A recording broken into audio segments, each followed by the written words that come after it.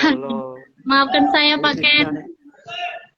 Kacau. Saya sambil minum ya, Bu. Iya, minum. Saya merusak diskusi yang sangat sistematis. Maafkan. Namanya di daerah Gak ya. apa, ya. Saya nggak di kota. Ini salah satu tantangan membangun interaksi anak dalam pembelajaran, jaringan. Kita tunggu dua narasumbernya lagi supaya Menghambat, masuk ya. Iya. Kayaknya waktunya juga memang udah lebih sih. Mungkin kita buat kesimpulan dulu ya, karena berakhir gitu aja kan nggak asik ya. Oke, mungkin apa ya? Aduh, narasumbernya belum gabung nih. Bentar ya, Pak Ken. Iya.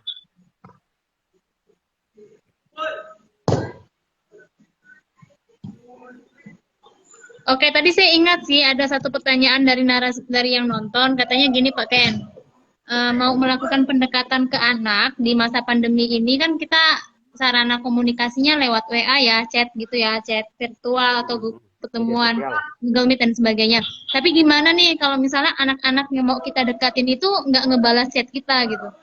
Di chat nggak dibalas, di telepon nggak diangkat. Nah, kayak pacar aja. Pacar lagi ngambek. Waduh, agak ngambek.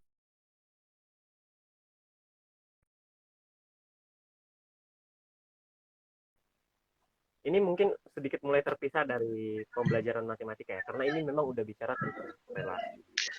Sebenarnya kalau dari sudut pandang saya ini tantangan paling berat di saya, karena membangun daripada ini secara personal ya, daripada membangun pembelajaran yang konseptual, tantangan terbesar dalam pembelajaran kita adalah membangun pembelajaran yang intim.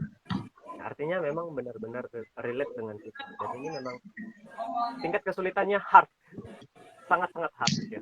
Dan itu salah satu hal yang bisa kita lakukan adalah tentu tetap menjaga komunikasi. Kita tidak bisa menyerah. Tetap harus berusaha mengkomunikasikan.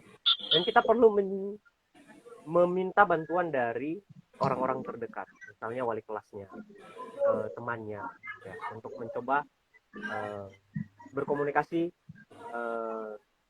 ke peserta didik itu melalui wali kelasnya, temannya. Kita juga harus ya, kalau dari sudut pandang saya, harus melihat perkembangan psikologinya gitu ya. Kalau memang itu dibutuhkan gitu ya, mungkin si peserta didik punya isu tersendiri yang membuat dia memang tidak menyukai pembelajaran.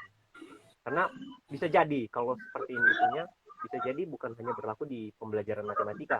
Ya, interestnya bukan hanya di pembelajaran matematika, tapi hampir di seluruh mata pelajaran. Kalau dari saya sih seperti itu. Oke, terima kasih Pak Ken. Oke, sudah ada Pak Diksan. Oke, mohon maaf ya Pak, tadi sempat terputus lagi. Tapi waktu kita memang sudah mau habis sih, jadi kita mau akhiri.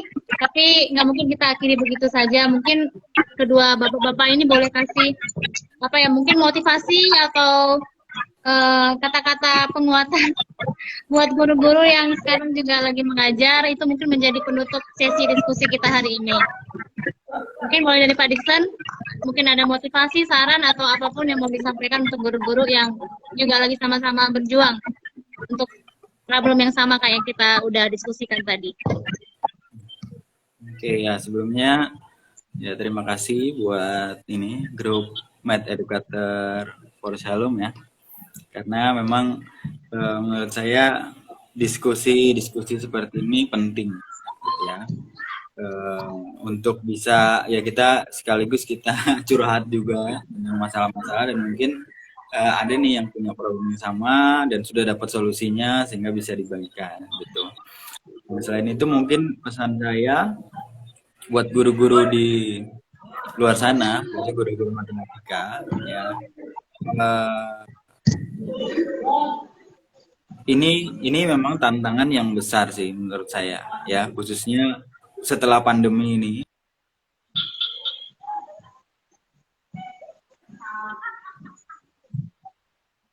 Kemarin di saat pandemi itu mereka banyak yang nggak paham dengan materi gitu lah, orang kita jelasin secara langsung aja mereka nggak paham gitu, apalagi kita jelasin cuma lewat video atau mungkin lewat modul tugas-tugas gitu, pasti banyak banget yang sebenarnya nggak paham, dan mereka akhirnya cara lainnya adalah nyontek gitu, minta jawaban teman, foto, ganti namanya doang atau salin, kirim tugasnya gitu kan, yang penting selesai gitu.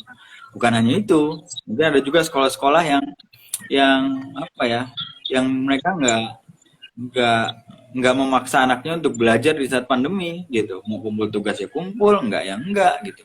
Nah, sebenarnya itu nanti bermasalahnya, berpengaruhnya adalah ke tahun-tahun setelahnya gitu. Contohnya ya kayak Jenjang sekarang ini berikutnya, yang sudah betul. mulai anak-anak masuk, mungkin yang dari sekolah-sekolah lain ada yang masuk di sekolah kita gitu, yang kemarin udah kehilangan materi, akhirnya kita yang susah gitu ya. Jadi mungkin buat guru-guru matematika yang lain ya tetap semangat ya menghadapi zaman yang seperti ini, khususnya setelah pandemi ngajarnya emang agak susah gitu. Tapi mungkin saran saya adalah ya kayak yang Pak Kimura bilang tadi, kita nggak terfokus untuk menyelesaikan semua materi, tapi kita memang harus pilih-pilih gitu materi yang memang mereka butuhkan, dan itu adalah tangga menuju materi-materi yang lain di jenjang berikutnya gitu. Contohnya kayak trigonometri lah, itu udah pasti ya, semua pasti pakai trigonometri gitu. Lalu materi apa lagi ya?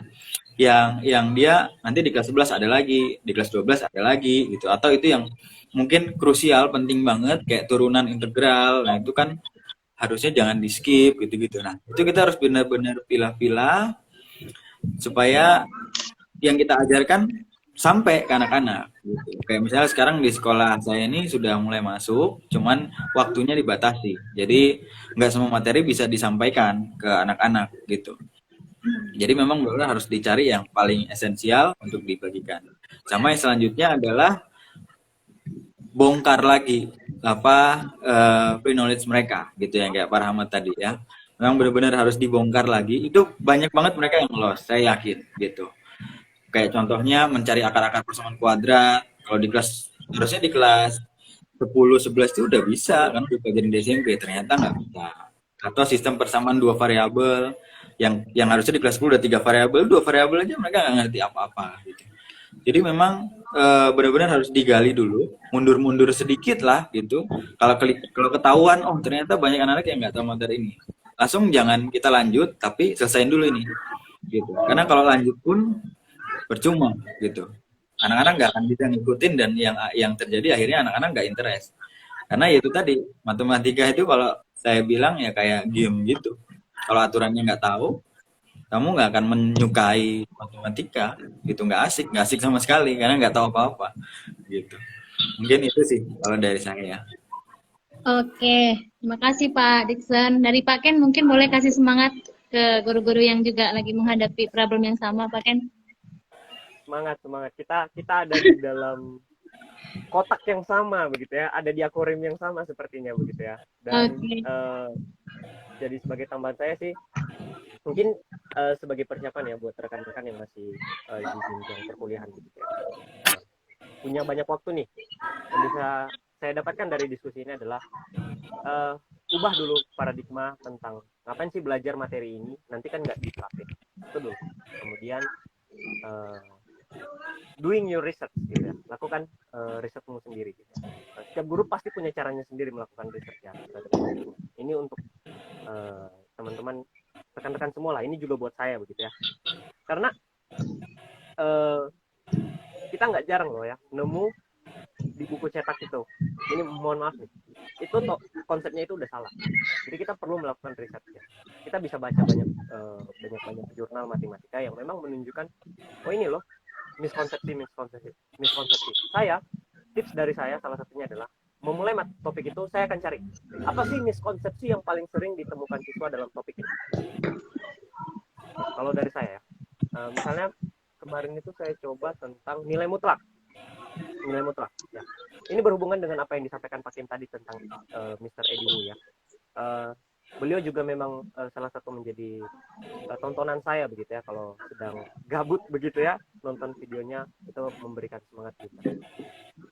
Banyak miskonsepsi mereka tuh, contoh nilai mutlak. Jadi salah satu riset yang paling sering saya lakukan adalah dalam sebuah topik, apa sih yang selalu menjadi miskonsepsi siswa dalam satu topik tertentu, kita harus temukan dulu. Nah, Contoh kalau saya ambil topik nilai mutlak, konsepsi mereka kalau bicara nilai mutlak itu hanya nilai mutlak adalah bilangan positif gitu. Nah, hanya itu. Jadi itu kan ada miskonsepsi di situ, karena nilai mutlak kita bukan hanya bicara tentang bilangan positif gitu ya, ada juga nol gitu. Nah, miskonsepsi itu perlu kita temukan terlebih dahulu, sehingga ketika kita mengajar pasti kita tidak akan terhambat oleh hal-hal seperti itu. Kemudian kita bisa bikin metode pembelajaran yang bisa direct teaching, tapi memang dalam arti harus benar-benar interaktif. Tapi kan saya paham dan saya yakin tidak semua guru punya kepribadian yang cukup ekstrovert ya, artinya bisa begitu santai, bisa begitu atraktif gitu ya. Tapi mungkin kita bisa membuat metode pembelajaran yang menggunakan gamifikasi gitu ya, artinya membuat model pembelajaran yang dalam bentuk permainan, seperti yang dicoba oleh Pak Dikson tadi ya, membuat dalam tim atau secara individu ya. Sekarang kan banyak tuh website game ya, selain Kahoot ada quiz, ada kemarin itu saya juga lupa namanya, aduh lupa deh saya, banyak deh intinya situs-situs yang menyediakan sarana untuk bermain game ya, tapi bisa memasukkan konten matematika gitu. Lalu selama proses pembelajaran dari saya sendiri berdasarkan pengalaman, kita perlu untuk memotivasi mereka, istilahnya seperti cenayang lah, kita harus bisa melihat ekspresi mereka. Oh ini mukanya kebingungan nih, nah, kita harus nggak apa-apa apa yang bingung gitu. Itu sih kalau dari saya. Oke, Pak Kimura, maaf ya Pak, tadi sempat terputus ya Pak ya. Kita mau closing Pak, tapi sebelum closing menutup diskusi kita ini, mungkin pesan, kesan, atau motivasi dari Bapak untuk semua guru-guru yang saat ini menghadapi problem yang sama seperti yang kita bahas tadi Pak. Ya ini bukan hanya problem guru juga ya, termasuk juga problem saya sih juga. Tapi intinya adalah, mengajar ya, Pak. Tapi intinya adalah memang ya kita harus kembali mendorong anak untuk bermatematika, gitu sih ya. Jadi di kelas matematika itu harus ada doing math-nya gitu. Mau metode apapun itu, mau metode direct misalnya kita bisa lihat kayak EDU gitu. Tapi masalahnya memang semakin sulit ya dengan instan-instan yang sekarang ya. Kalau kita lihat videonya EDU itu kan paling ratusan ya. Ada beberapa mungkin yang sampai juta ya. Tapi ada yang malah hanya 1000 doang atau 100 doang ya. Ditonton dibanding video-video yang lain ya. Kadang-kadang kita, waduh, ini video begini malah tontonannya dikit ya. Ya tapi kalau mau strateginya ya mungkin itu ya, meskipun sulit, kita harus berusaha terus koneksikan dengan kehidupan ya, menyelesaikan masalah-masalah sehari-hari. Yang kedua adalah tentang prior knowledge-nya anak ya, kita harus melakukan diagnostik test sih ya. Kita harus terus melakukan diagnostik untuk mengetahui prior knowledge anak apa gitu. Kemudian yang berikutnya ya kita harus memahami anaknya sih ya, interestnya apa dan lain-lain ya. Ya ini bisa dilakukan semua memang kalau relasinya baik sih. Karena memang inti dari pedagogi ya relasi kan. Ya kalau relasinya baik itu mungkin dilakukan. Gitu sih. Jadi ya kembalikanlah matematika itu kepada hakikatnya ya, tidak hanya dilihat sebagai hitungan gitu, atau dilihat sebagai kumpulan rumus gitu. Tapi kembali kepada hakikatnya, bernalar, problem solving gitu ya. Ya, mungkin itu dari saya. Oke, terima kasih buat semua bapak-bapak, Pak Dikson, Pak Ken, dan juga Pak Kimura. Saya mewakili semua teman-teman yang mempersiapkan diskusi ini mengucapkan terima kasih. Tetap sehat, tetap semangat, dan tetap belajar untuk mengajar generasi muda yang lebih baik.